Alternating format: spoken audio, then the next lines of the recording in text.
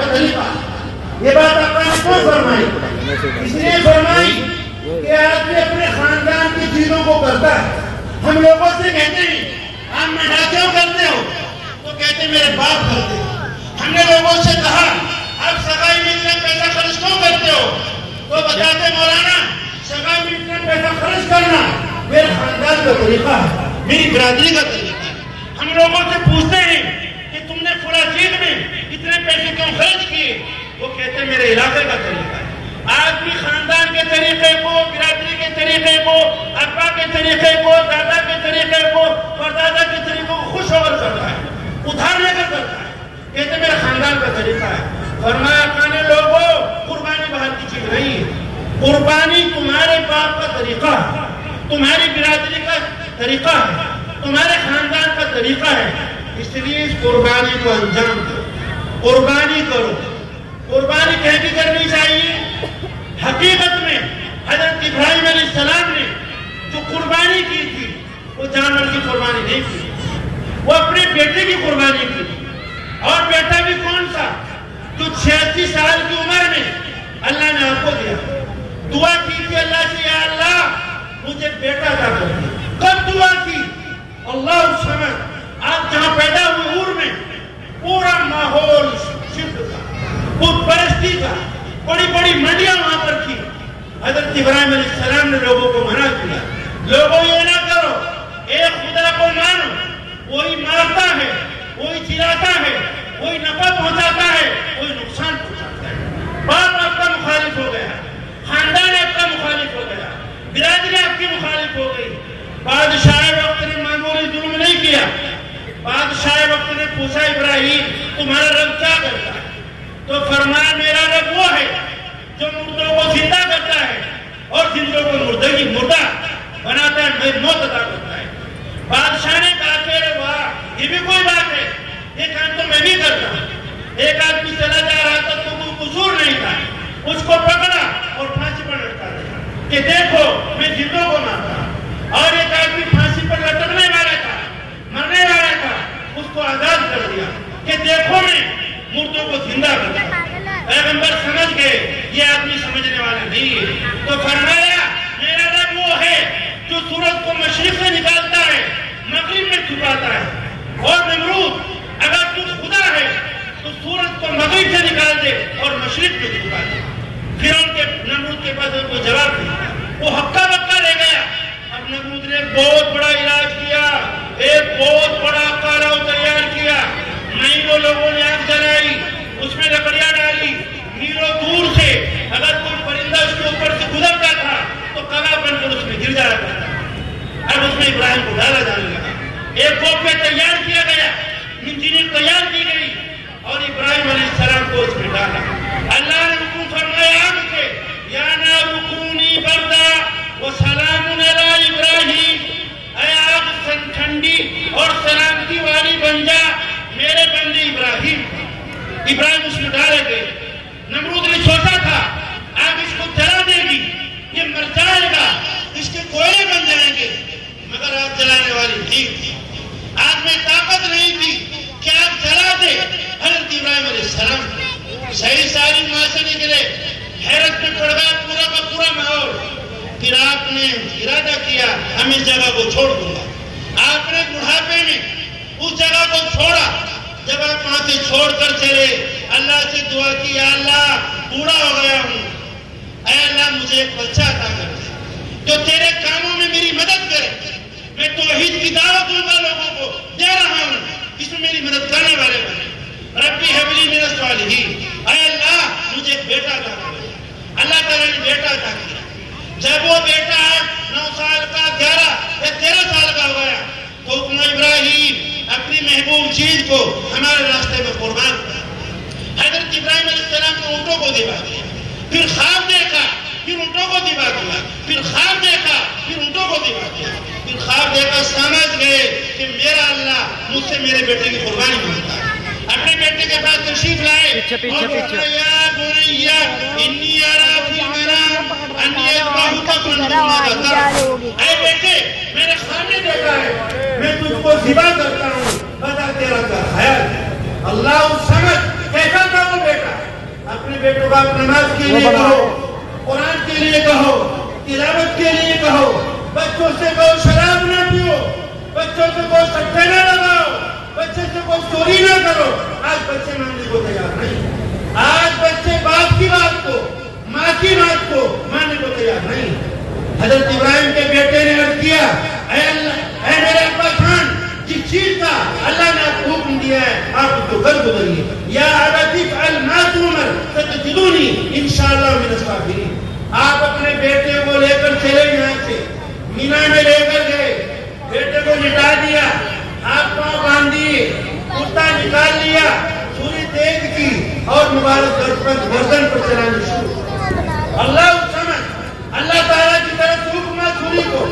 اے چھری، کاٹنا تو بہت دور کی بات ہے، اسماعیل کی خال پر بھی خراشنا ہے، پوری جان لگا رہے ہیں مگر چھری کاٹ دی.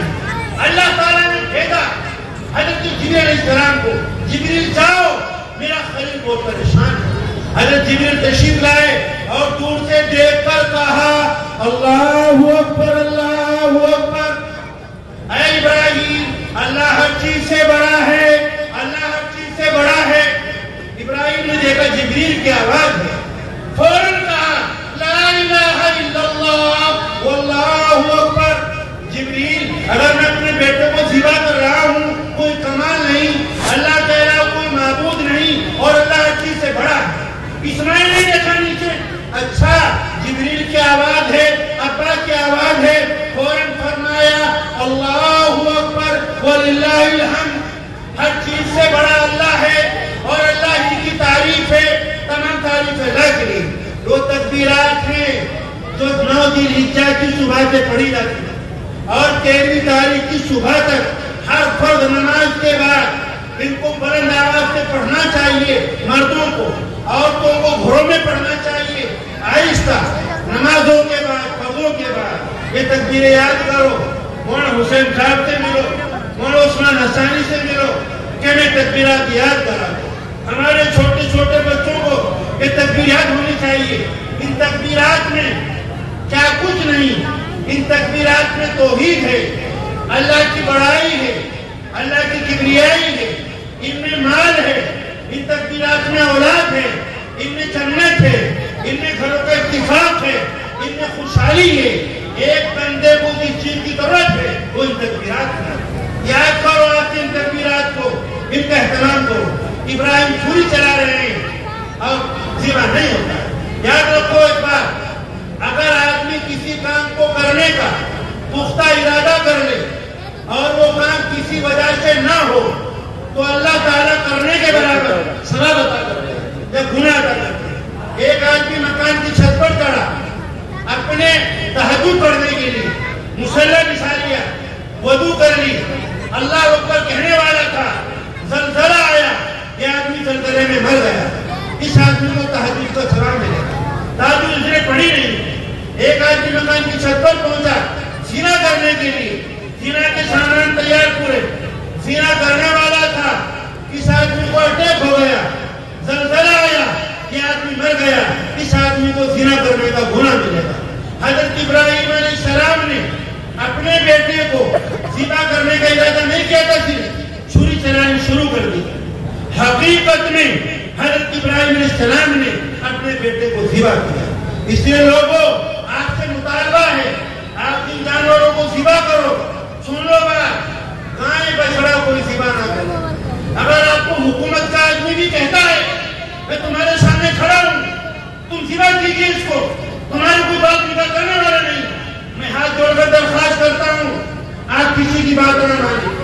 جو جانور آپ ذبح کر سکتے ہیں ان کو اپنے گھروں میں لائیں، محبت کریں ان سے، ان کو گھاس کھلائیں، پانی پلائیں، ان کے بدن پر تیل لگائیں. جب جانور 10 تاریخ میں آپ کے کھنٹے سے کھلے، آپ کی بیوی روئے، آپ کا بچہ روئے، آپ کے بچے کی دلہن روئے، آپ کے چھوٹے چھوٹے پوتے روئے، دادا اس بھینس کو کہاں لے کر جا رہے ہو، ہمیں سے محبت ہوگی. حضرت مولانا محمود رسول صاحب دیوبندی رحمت اللہ علیہ قربانی سے 6 مہینے پہلے قربانی کا جانور لے کر آئے. اس کو جنگل میں لے کر جاتے تھے، کھلاتے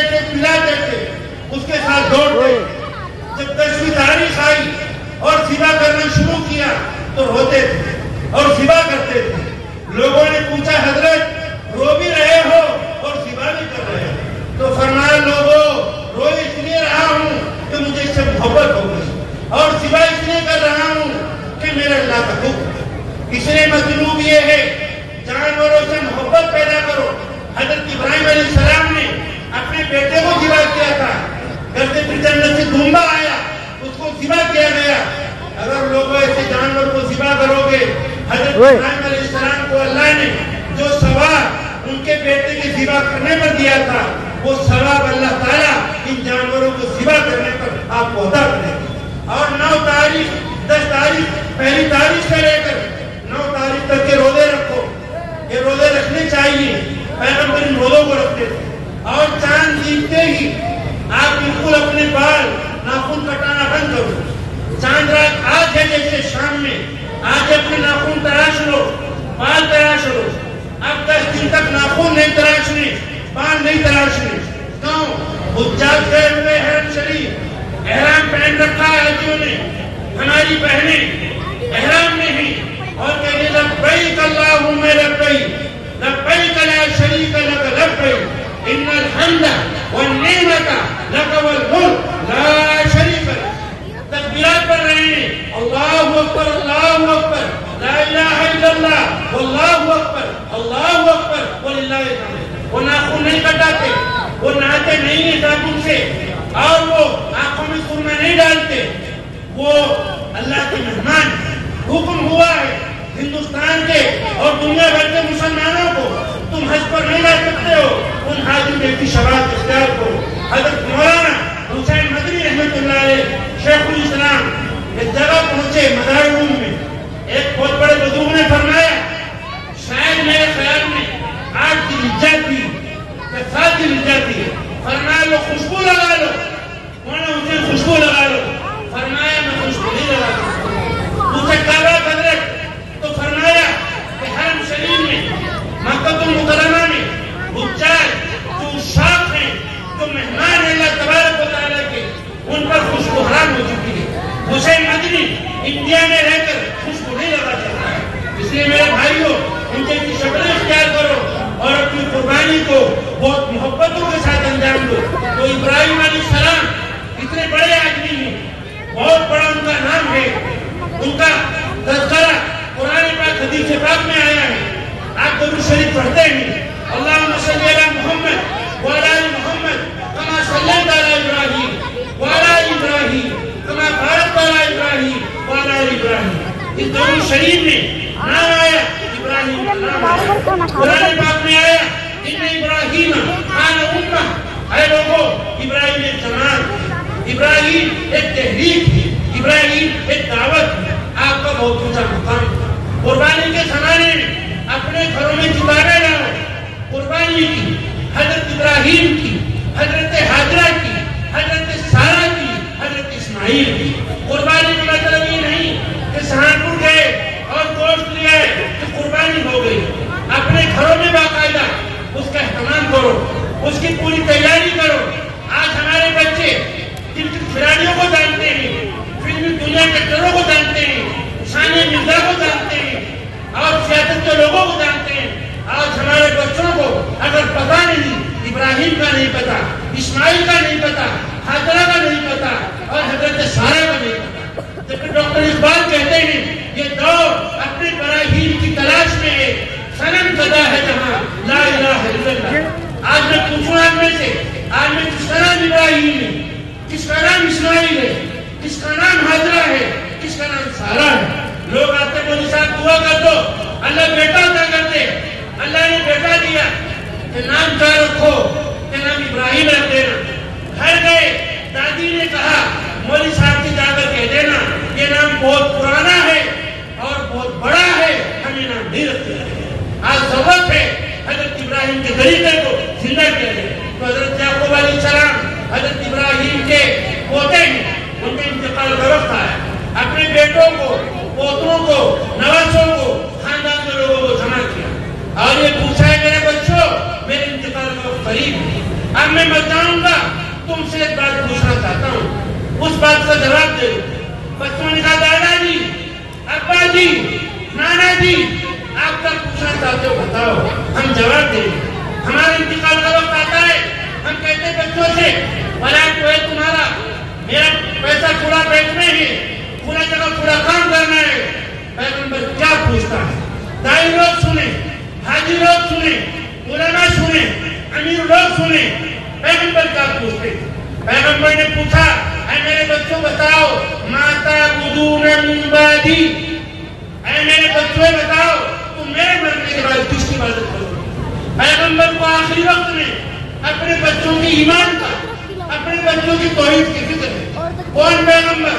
حضرت یعقوب علیہ السلام۔ آپ پیغمبر، آپ کے بیٹے پیغمبر، آپ کے والد پیغمبر، آپ کے دادا پیغمبر، خلیل خدا، معمار کعبہ آپ کے دادا ہیں۔ اس لیے میرے بھائیوں اپنے بچوں کو لازمی طور پر مدرسے میں بھیج دو۔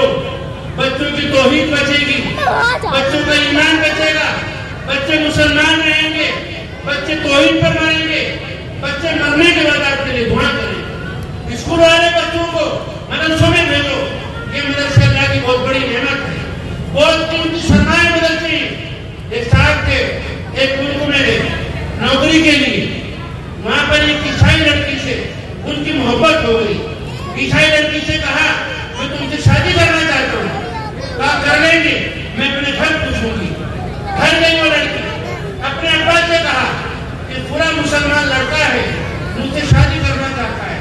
کہا شادی کر لو مگر تجھ سے کہہ دینا نماز نہیں پڑھے گا، مسجد نہیں جائے گا، قرآن پاک نہیں پڑھے گا، انجیل پڑھے گا، کلیسا جائے گا، مسلمانوں سے تعلق ختم کر دے گا، ماں باپ سے الگ ہو جائے گا، بچے نے منظور کرے گا۔ شادی ہو گئی، لڑکی بھی نوکری کرتی تھی، وہ لڑکا بھی نوکری کرتا تھا۔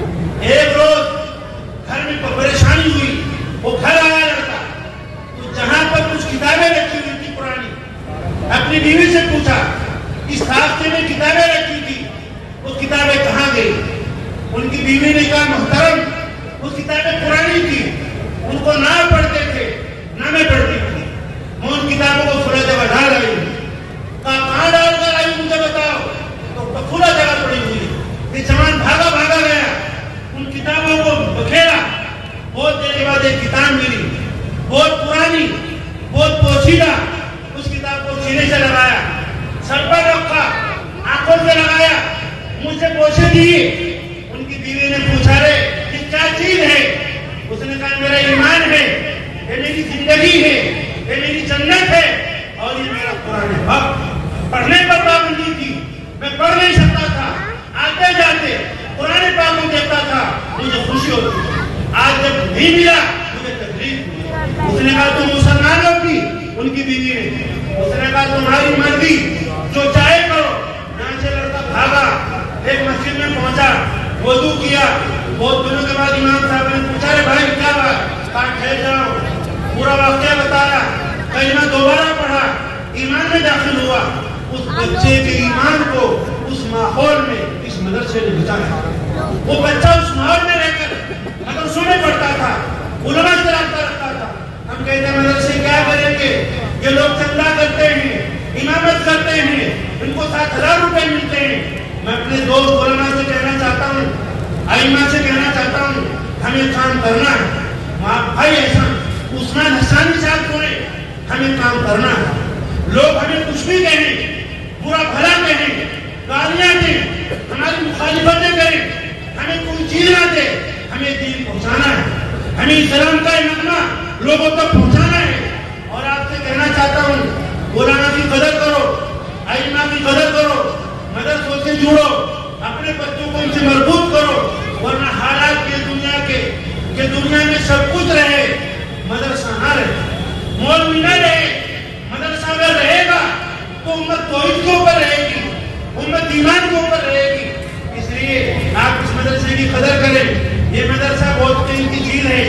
آپ کے بڑے بڑے مول ہوں گے، آپ کی کھیتیاں ہوں گی، بہت سے علاقوں میں زعفران پیدا ہوتا ہے، شیر پیدا ہوتا ہے، بہت سی جگہ سونا چاندی نکلتا ہے، مگر میں بتانا چاہتا ہوں یہ مدرسہ ان بڑے بڑے مولوں سے، ان سونے کی کھیتیوں سے، ان زعفران کی کھیتوں سے بھرا ہوا ہے۔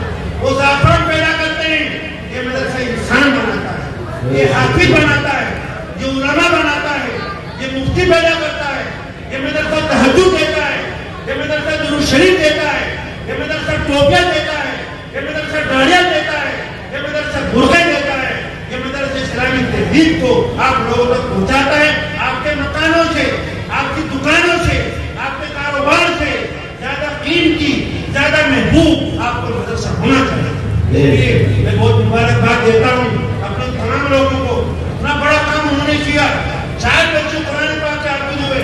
اتنے بچے یہاں پر پڑھتے ہیں, سب مبارکبادی کے مستحق ہیں. گاؤں کے لوگوں کو خاص طور پر, محلے کے لوگوں کو, انتظامیہ کے لوگوں کو خاص طور پر لگے رہو, محنت کرتے رہو. مخالفتیں ہیں, پریشانیاں ہیں, گالیاں ہیں, لوگ معلوم نہیں کیا کہیں گے, مگر یہ کام نہیں چھوڑنا ہے. اللہ تعالیٰ سے دعا ہے کہ اللہ اس مدرسے کو ترقیات سے مالا مال فرمائے اور امت کو مدرسوں سے وابستہ کرے, اور گاؤں کے تمام بچے, علاقے کے بچے اس مدرسے سے مربوط ہوں, یہاں پر تعلیم حاصل کرنا سیکھے, دین سیکھے. اللہ تعالیٰ مجھے آپ کو عمل کرنے کی توفیق عطا فرمائے. آمین یا رب العالمین. وما توفیق الا باللہ.